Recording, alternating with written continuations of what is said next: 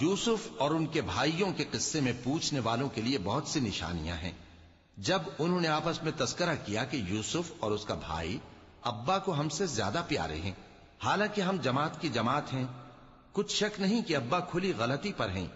یوسف کو یا تو جان سے مار ڈالو یا کسی ملک میں پھینک آؤ، پھر ابا کی توجہ صرف تمہاری طرف ہو جائے گی اور اس کے بعد تم نیک لوگوں میں ہو جاؤ گے۔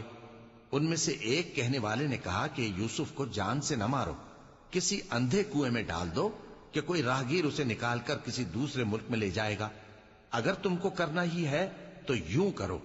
یہ مشورہ کر کے وہ اپنے والد سے کہنے لگے کہ ابا جان، کیا سبب ہے کہ آپ یوسف کے بارے میں ہمارا اعتبار نہیں کرتے، حالانکہ ہم اس کے خیر خواہ ہیں؟ کل اسے ہمارے ساتھ بھیج دیجئے کہ خوب میوے کھائے اور کھیلے کودے، ہم اس کے نگہبان ہیں۔ انہوں نے کہا کہ یہ امر مجھے غمناک کیے دیتا ہے کہ